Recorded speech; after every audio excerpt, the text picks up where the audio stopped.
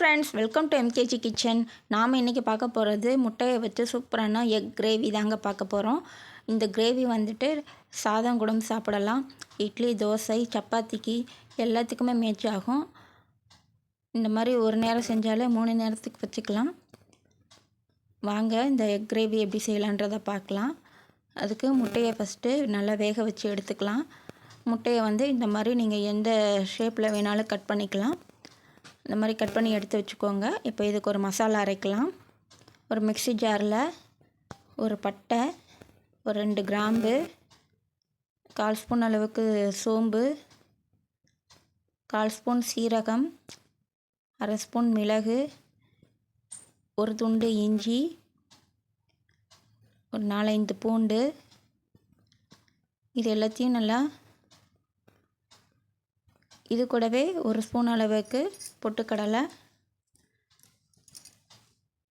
நல்லா பழுத்த தக்காளியாக ஒரு 4-5 தக்காளி எடுத்துக்கலாம். இப்போ இது எல்லாத்தையும் ஒரு மிக்ஸி ஜாரில் நல்லா நைஸாக அரைச்சிட்டு வந்துடுவோம். பாருங்கள், இந்தளவு நல்லா பேஸ்ட்டாக நைஸாக அரைச்சிட்டு வந்துடுங்க. இந்த மசாலா தான் நமக்கு இந்த கிரேவிக்கு நல்ல ஒரு திக்னஸையும் நல்ல ஒரு மணமும் கொடுக்கும். வாங்க இந்த கிரேவி எப்படி செய்யலான்றதை பார்க்கலாம். அதுக்கு ஒரு கடாயை வச்சுக்கோங்க.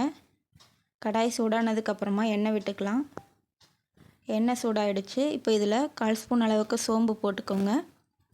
சோம்பு நல்லா பொரிஞ்சு வந்ததுக்கப்புறமா நாம் கட் பண்ணி வச்சுருக்க வெங்காயத்தை சேர்த்துக்குவோம். வெங்காயம் வந்து நல்லா வதங்கட்டும். வெங்காயம் வந்து நல்லா முருகலாக வரணும்னு அவசியம் இல்லை, கண்ணாடி பதம் வந்தாலே போதும். இப்போது நாம் அரைச்சி வச்சுருக்க இந்த மசாலா பேஸ்ட்டை இது கூட சேர்த்துக்கலாம்.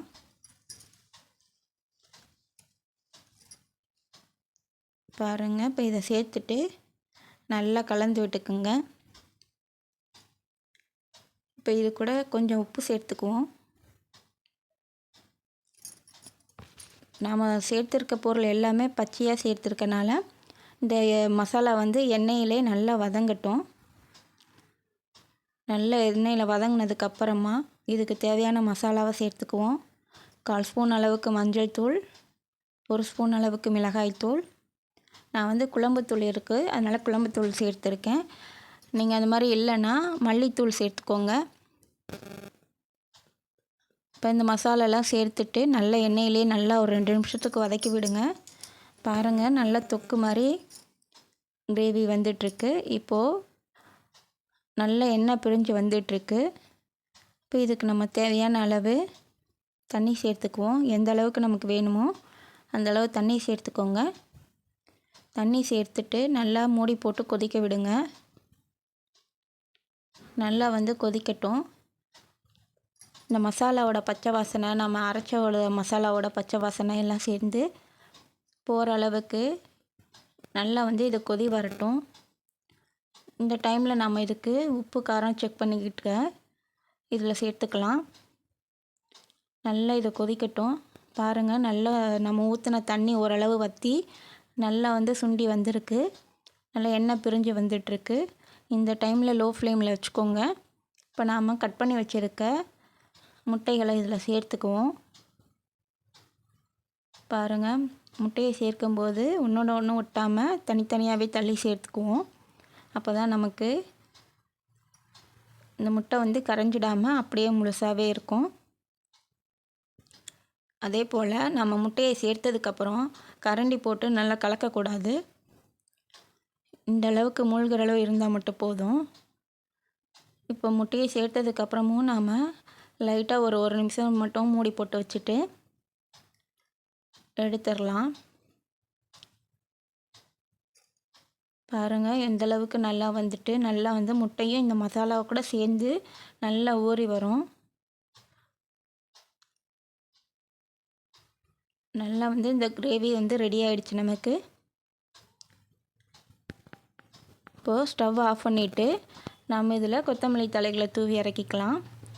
நமக்கு இந்த முட்டை கிரேவி ரெடி ஆகிடுச்சு.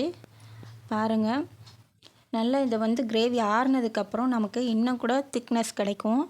ஏன்னா நாம் இதில் பொட்டுக்கடலை இதெல்லாம் சேர்த்து அரைச்சிருக்கனால நல்லா திக்கான ஒரு பதம் கிடைக்கும். நீங்கள் வந்து பொட்டுக்கடலை வேண்டான்னா முந்திரி பருப்பு கூட இதில் சேர்த்துக்கலாம்.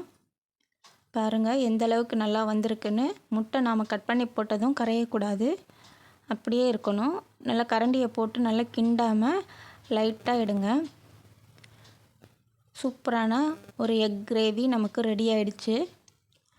இது வந்து நல்லா சப்பாத்தி கூட சாப்பிடும்போது நல்லாவே மேட்ச் ஆகும். சாதத்து கூடயும் சேர்த்து சாப்பிடலாம். ரொம்ப டேஸ்டான ஒரு முட்டை கிரேவி. நீங்களும் ட்ரை பண்ணி பாருங்கள். தேங்க்ஸ் ஃபார் வாட்சிங்.